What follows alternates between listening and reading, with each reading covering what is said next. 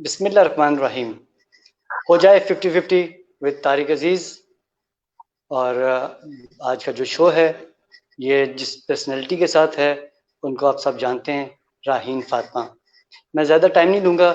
सबसे पहले तो वेलकम ऑन द बोर्ड। और पहला क्वेश्चन जो मेरा इनसे है, क्योंकि रूटीन से सारे इनसे क्वेश्चन कर रहे होते हैं, तो मेरा इनसे एक छोटा सा क्वेश्चन है, बाद में फिर आगे हम चलेंगे कि इतनी छोटी सी एज में स्टैंड अप कॉमेडी आपने शुरू की है, जो कि सबसे मुश्किल काम है, क्यों? अच्छा, तो मैंने बेसिकली स्टार्ट अभी तो मैं 12 साल की हूँ। हम्म। लेकिन मैंने स्टार्ट किया था जब मैं बिल्कुल 11 साल की हुई थी। तो मैं ओके। इस मुझे ये करते हुए 1 साल से ऊपर हो गया है अब। तो I been doing this for a while, और ये काफी मुश्किल काम भी है इसलिए क्योंकि लोगों को हंसाना, स्पेशली पाकिस्तानियों को हंसाना बहुत मुश्किल काम है। लगता आसान है बहुत मुश्किल। मैंने इसीलिए चूज किया था। तो ये बेसिकली इस तरह शुरू हुआ था कि मेरे स्कूल में एक फंक्शन था, और मेरा था कि भाई मैं इतने ड्रामाज में तो हूँ क्योंकि मैं बड़ी ड्रामेबाज हूँ ना। तो इसलिए इतने ओके। मैं ड्रामाज में तो हूँ। तो मैं अपना लाइक बिल्कुल अपना कुछ करना चाहती हूँ, एज इन के कोई सोलो परफॉर्मेंस। मैंने अब्बा को आके कहा तो अब्बा ने आइडिया दिया, क्योंकि मेरे पहले भी जोक्स बहुत अच्छे थे। मैं बहुत क्लासिक जोक्स करती थी अपनी फैमिली में। तो उन्होंने कहा why don't you do stand up comedy.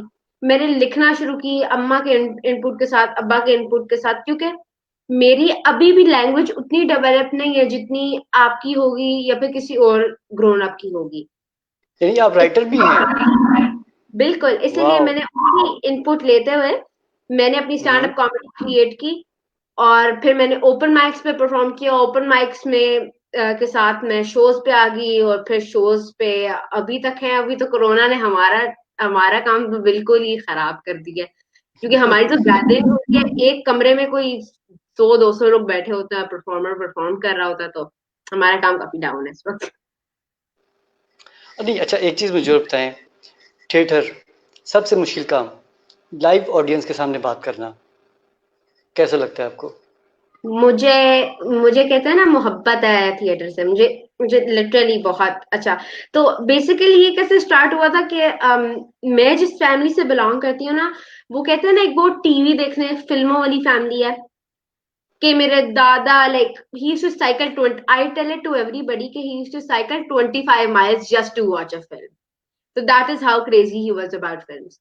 वो चीज मेरे अब्बा ओके। अम्मा में भी ट्रांसफर हुई, और फिर वो आगे चीज मेरे में ट्रांसफर हुई। तो अब कोई भी मुझे, जिस तरह फिल्में, आज मैंने 2 फिल्में देखी हैं, कल भी मैंने 2 देखी थी, तो इतनी ज्यादा मैं फिल्में देखती हूँ। क्योंकि जब मैंने at a certain age, like at the age of about 10, मुझे रियलाइज हुआ कि एक्टर्स आर वेरी स्पेशल।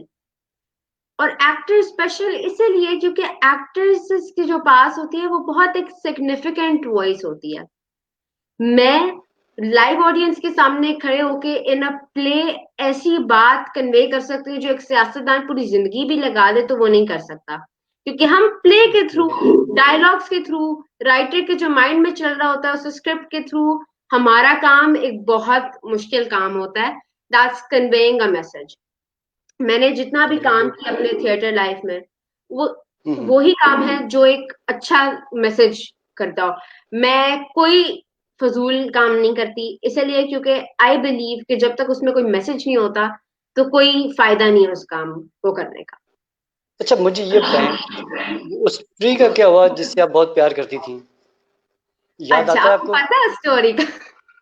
मेरी मेरी स्टोरी फेमस हो रही है। अच्छा, तो स्त्री का क्या हुआ?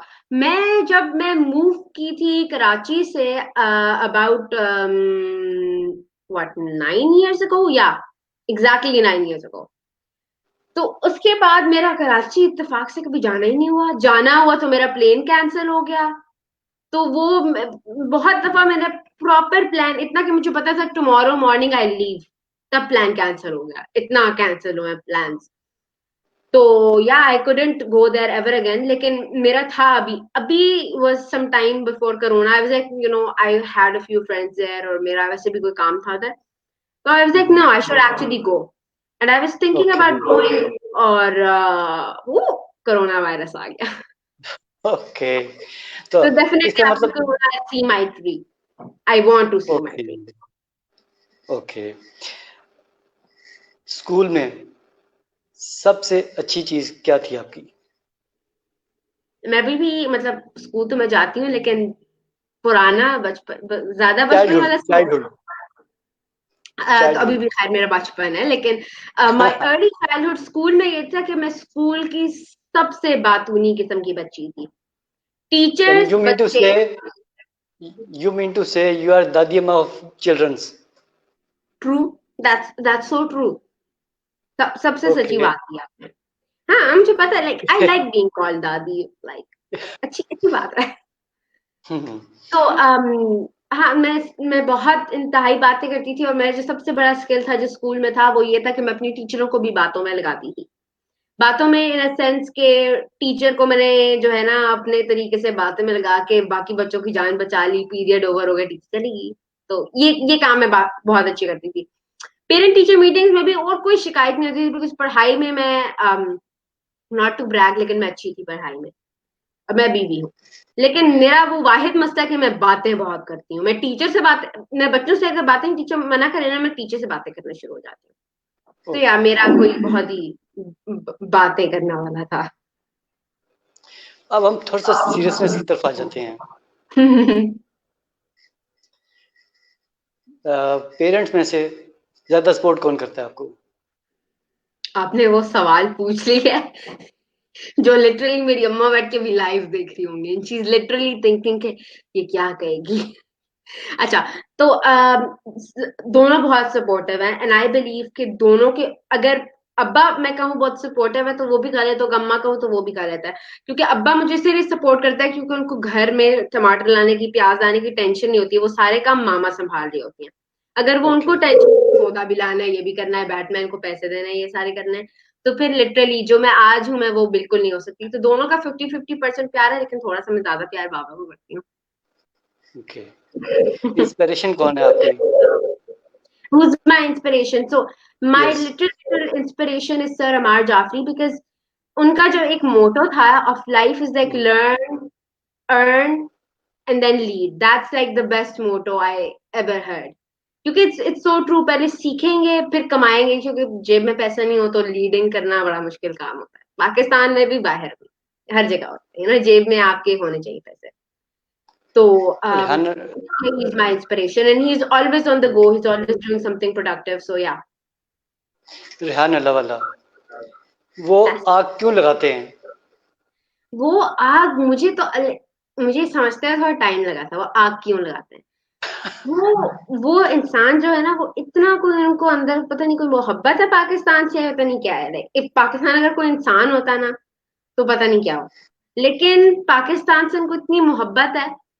और ही रियली रियली वांट्स कि हमारा जो यूथ है वो कुछ कर ले। वो जो हमारे यहाँ व्हाट्सएप पे हो रहा होता है ना, ये सब कुछ चैटिंग हो रही होती है, उससे निकल जाए, प्रोफेशनलिज्म में आ जाए। क्योंकि ultimately professionalism is the way of life. It definitely. Is important to lead a life. तो इसलिए ही रियली वांट्स के ही लाइट्स द फायर। नहीं, बिल्कुल। मैं आपने बड़ा परफेक्ट आंसर दिया है। और जो बहुत से लोगों को शायद ये चीज़ समझ नहीं आ रही कि रेहान भाई आग क्यों लगाते हैं। जिस दिन लोगों को ये समझ आ गई तो हम इस चीज़ से जो सोशल मीडिया का सही यूजेज है वो हमें आ जाएगा। एम आई राइट? बिल्कुल बिल्कुल सही। लेकिन मैं बहुत करती हूँ कि भाई आप क्यों सोचते हैं रेहान भाई आग क्यों लगाते हैं। आप जाएं और आप ऐड करें भाई मैंने 500 म्यूचुअल फ्रेंड्स बनाने हैं। आप आग वाग की पूरी स्टोरी है, जो बैक स्टोरी है, उसको छोड़ें। आपके भाई लैपटॉप मिल रहा है, फ्री लैपटॉप कहाँ मिलता है, तो आप जाएं करें ये प्रोसेस में। जब आपको ये बात समझ आ जाएगी, और ये बात समझते लोगों को उम्रें लगती हैं। अगर रेहान भाई ने पूरी अपनी उम्र लगा के ये सब कुछ सीख के आपको एक अच्छे तरीके, वही बात है ना, पूरी जिंदगी जब गुजर जाती है इंसान की, तो आखिर में बंदा एक किताब लिख दे। वो जो भी बंदा किताब पढ़ेगा उसे तो फिर पूरी जिंदगी समझ आ गई ना। तो अगर वो इस तरह का काम कर रहे हैं तो why not do it. Okay. मुझे ये बताएं, सबसे मुश्किल काम क्या है? एंटरप्रेन्योर बनना, स्टैंड अप कॉमेडी करना, या आपका सबसे फेवरेट काम कौन? मेरा सबसे फेवरेट काम कौन सा है? जी। इन सारों में से हम्म। that's a very tough question. Stand-up comedy or acting or so I like all of them. हम्म। लेकिन um, I guess that entrepreneurship has to be my favorite. Okay. Role of social media in current scenario, do you think कि कोविड-19 हमें एक बहुत अच्छा lesson देके जा रहा है? देखिए हम जो है ना, मैं पाकिस्तानी उसके सेंस में कहती हूँ, आई लव पाकिस्तानी, लेकिन there is always good and bad sides. अब एक बहुत बड़ा मसला है, अच्छी भी चीज होगी ना, हमने उसे बुरा ही लेना होता है। किसी ने अगर लिटरल हमें तारीफ भी होगी ना, हमें उसको भी ताना ही लेना है। अब do you agree with this? Yes, 100%। तो अब अल्लाह ताला ने ये कोरोना वायरस आया, पूरी दुनिया में फैल, इसके 3 मेन फवायद हैं जो हमें देखने चाहिए। हाँ, मर रहे हैं लोग इसकी वजह से, हम हमारे भूख हो रही है, बहुत कुछ हो रहा है, लेकिन ब्राइट साइड देखें, ये फायदे आपको और आपकी आने वाली नस्लों को होंगे, क्योंकि ये हमें पता है कि this thing is gonna last a long time now. क्योंकि अगर ये चला भी जाए, लेट्स से कल चला जाए, लेकिन आगे 2020 तो पूरा इसके साइड इफेक्ट्स का होगा। सबसे पहला जो इसका फायदा हुआ है हमें, इसके फाइनली, अब कोरोना वायरस जब पहले पहले आया था तो racism was on its top, because अगर कोई चाइनीज दिखता था तो उससे पीछे था हमारे खुद, लाइक इवन इस्लामाबाद में कोरोना वायरस के नारे लगाए जाते थे।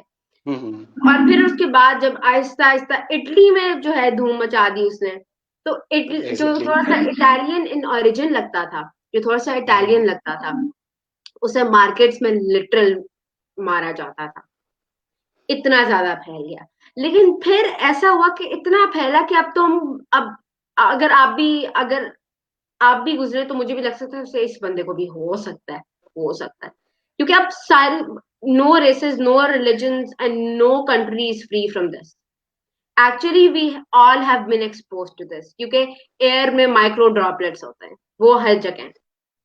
और अब हमारा सिर्फ ये है कि हम इतना सेफ रहें, अंदर रहें, कि कहीं हम उनसे भी बच जाएं। ये एक है कि हम, Allah just wants us to know, भाई I am still in charge, ठीक है, तुम लोग जो भी कर लो, मैं फिर भी यहाँ पे मालिक ही हूँ, बेशक। राइट? क्योंकि वो दोबारा लाइक है कि भाई हम एक होके जरा एक वाहिद चीज पे अगर हम एग्री कर ले, क्योंकि अगर एक मुल्क कहता है कि भाई इंडिया ठीक है, दूसरा कहता है पाकिस्तान ठीक है, तो एक पूरा जो दुनिया है वो एक चीज पे नहीं मान सकती। लेकिन ये वाहिद चीज है जिसपे वो पूरी दुनिया मान गई कि भाई इट्स एन एपिडेमिक, भाई ये जाने ले रहा ये है है, फाइनली इस पे मान गया।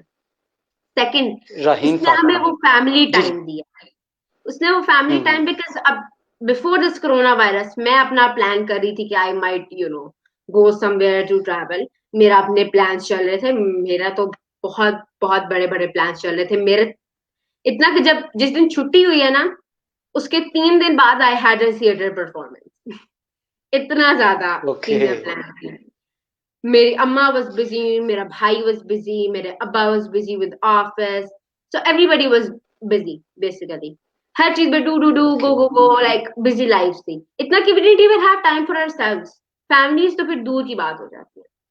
बिल्कुल दिस ऐसे ही कोरोना है। Virus is that thing, even एक वायरस ने हमें फाइनली टाइम दिया कि हम साथ बैठ के खाना खाएं, हम साथ बैठ के वाकई में कोई काम करें, हम साथ रहें, सिंपल चीज साथ रहें हम। तो एक वो वाहिद चीज है जिसने हमें लिटरल एक बहुत बहुत अच्छा टाइम, क्वालिटी टाइम दिया है। तो I am very thankful to corona virus for that, कि I get to spend very quality time with my dad, my mom and everybody. और तीसरी, ये डिजिटल पाकिस्तान है ना, उसका किक स्टार्टर बन गया है। सिर्फ डिजिटल एग्जैक्टली पाकिस्तान नहीं। मैं आपसे यही कहलवाना चाह रहा था, जो कि अब आपने बात की है, कंटिन्यू करें, ये मेन पॉइंट है। जी, मैं मेन पॉइंट हमेशा एंड पे कहती हूँ, पता नहीं क्यों, लेकिन या दैट्स हाउ आई एम। या तो हम डिजिटल पाकिस्तान का वो जो एक पुश बटन चाहिए था ना, वो पुश बटन जो है कोरोना वायरस वाला, बिकॉज पिछले दिनों ये पीटीवी का चैनल था या फिर मेरे हाथ से कोई और चैनल हुआ है, उसने जो है सुबह 12 बजे से लेकर 6 बजे तक का जो है full kids for all ages का जो है उन्होंने एक लर्निंग एक्टिविटीज रखती हैं। बहुत सारी चीजें हो रही हैं, ऑनलाइन शोज हो रहे हैं, वीडियोज हो रही हैं। इतना कि हम यहाँ पे इसीलिए, अगर मैं नॉर्मल रूटीन में होती ना तो शायद ये इंटरव्यू ना हो रहा होता, क्योंकि सारी डेफिनेटली। बात है, तारिक साहब अपने काम में थे, मैं अपने काम में थी, वो ब्लैक अच्छा ठीक है यार, हफ्ता 2 हफ्ता वेट करते हैं, देखते हैं। और अगर वो है तो अब मुझे पता है आई गेट मोर अपॉर्चुनिटीज कि मैं और इंटरव्यूज कर सकती हूँ, और चीजें हो सकती हैं, और ये वो टाइम है जहाँ पे ज्यादातर लोग कुछ ना कुछ इस्तेमाल कर रहे हैं। अगर यू आर अ पेरेंट और अगर आपके बच्चे हैं तो there is a very big possibility कि आपके बच्चों की जो क्लासेस होंगी वो ई क्लासेस हो रही होंगी, जो इंटरनेट पे हो रही होती है। मेरी हो रही है, मेरी गूगल क्लासरूम पे हो रही है, गूगल के थ्रू हो रही है। तो किसी ना किसी बच्चों को ये एथिक्स भी आ रही है, और हमारे यहाँ एथिक्स का तो सबसे बड़ा मसला है। हमारे यहाँ ना भाई मैसेज करने की किसी को तमीज होती है, और ना ही किसी वर्चुअल मीटिंग में बैठने की। बल्कि है यहाँ ही पे नहीं घर है। पे गप लग रही होती है, और वहां पे जो है साथ अनम्यूट जो है बटन ही दबा अनम्यूट किया होता है अपने आप को, लाइक। तो फिर हमें थोड़ा सा इस एथिक्स को सीखना है, messaging ethics specially. And I want you to learn के बिरहान अल्लाह वाला का एक ये भी मकसद है, that would be a side of his मकसद, कि जब ओके। आप किसी को फ्रेंड रिक्वेस्ट भेजते हो ना, तो अब मुझे कोई फ्रेंड रिक्वेस्ट भेजेगा तो frankly speaking I would think you know like कौन है, कैसा है, ओके। म्यूचुअल फ्रेंड्स है नहीं है। लेकिन अगर मुझे वो बंदा भेज देगा कि hello my name is XYZ, I do फलाना ढमकाना एंड माय गोल इज पता नहीं क्या, तो आई वुड नो कि भाई ये कौन है, ये कितने साल का है, कैसा है, लड़का है लड़की है, क्या करता है, गोल क्या है। तो मेरे जो इनिशियल सवाल होंगे वो क्लियर हो जाएंगे, और मैं वैसे ही फ्रेंड रिक्वेस्ट एक्सेप्ट कर लूंगी। गुड हो आजकल गया। मैं हर जगह यही बोल रही हूँ कि हमारी मैसेजिंग एथिक्स, हमें घर में जो है ना तमीज कूट कूट के भर दी जाती है, लेकिन हमारे यहाँ मैसेजिंग का पता नहीं क्यों नहीं सिखाया जाता, आई डोंट नो। बट ये बहुत इंपॉर्टेंट है, रात को 3-3 बजे तक कॉलें आ रही होती हैं, बंदा सोया हो तब कॉलें आ रही होती हैं, लाइक पूछता भी है बंदा। दैट्स चलिए। Very important for us to learn, and as soon as we learn this, हमारा नेटवर्किंग और would be to another level. चलें, अब इसको हम इस तरह लेते हैं, राहीन फातिमा, बच्चों की दादी अम्मा और बच्चों की नानी, बच्चों को क्या मैसेज देंगी? बच्चों को मैं ये मैसेज दूंगी कि देखो, मैंने बहुत दफा सुना हुआ है, आपने भी सुना होगा कि जो भी कुछ होता है ना वो यूनिवर्सिटी के बाद होता है, यूनिवर्सिटी के बाद सब कुछ होता है। यूनिवर्सिटी से पहले अगर हो जाएगा ना तो यूनिवर्सिटी के बाद life would be heaven, life would be as smooth as a nut. इतना इतना इतना मजा आएगा लाइफ में, बिकॉज द थिंग इज कि यूनिवर्सिटी में अगर आपको भी यूनिवर्सिटी ग्रेजुएट लेना ना, रेगुलर यूनिवर्सिटी ग्रेजुएट, तो वो बंदा लिटरल डम होता है, उसे कुछ भी नहीं पता होता, उसे लाइफ का नहीं पता होगा। लाइफ की definition is another thing, you know. आप अगर ऑक्सफोर्ड डिक्शनरी में देखो कि भाई लाइफ की क्या डेफिनेशन है, that's not what applies to life actually.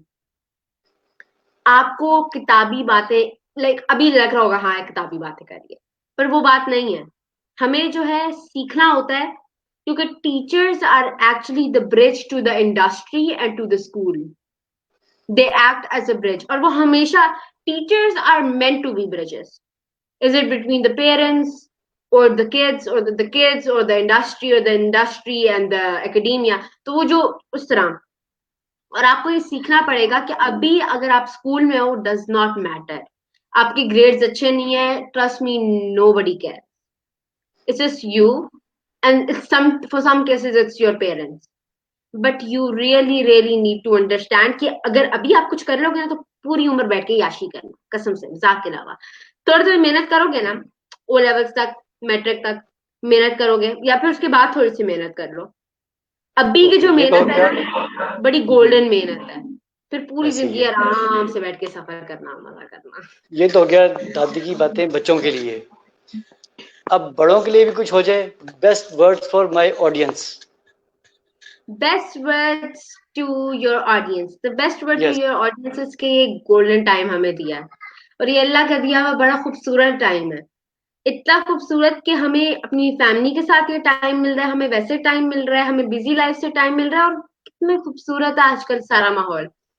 I hate to say, लेकिन the sky is more bluer and the mountains are more clear, that's how the things is. I live very near, तो मैं there सुबह is no देखती हूँ doubt. कि कितना नीला नीला आसमान है। तो या, currently तो you ये are the currently best moment that you could have. currently you are in Islamabad. I am. Okay, so and the Marga Hills are very really green and greenish. Nature is very Oh, they beautiful. are. Morning, evening, you all time you will see. Yes. And मेरी जो bedroom है ना, उसकी जो window है, the first thing I usually see in the morning is the mountains. क्योंकि मेरी I live that near to the mountains के मेरे जो विंडो है उससे माउंटेन्स क्लियरली नजर आते हैं। okay, जी तो व्यूअर्स, तारिक अजीज के साथ आज आपने हो जाए 50-50 के पहली एपिसोड आपने देखी। आई होप कि आपको पसंद आई होगी। मैं अपने प्रोग्राम, अपने इस इंटरव्यू से के एंड से मैं एक चीज़ कहना चाहूँगा, स्पेशली राहीन के पेरेंट्स के लिए, कि ये उनके लिए रियली बड़े प्राउड का मोमेंट है कि उनकी बेटी आज जिस लेवल पे है। बहुत कम पेरेंट्स होते हैं जिनको ये ऑनर मिलता है। तो मेरी तरफ से जो मैं अपने पहले भी मैं बात करता हूँ कि उन तमाम पेरेंट्स को, उन तमाम टीचर्स को सल्यूट है। और हम सबको चाहिए अपने टीचर्स का और अपने पेरेंट्स का ख़ास ख्याल रखें। दोस्तों, अपना बहुत ख्याल रखिएगा। मेरे नेक्स्ट शो तक के लिए अल्लाह हाफिज़। अपना बहुत ख्याल रखिएगा। अल्लाह हाफिज and thank you. You are welcome.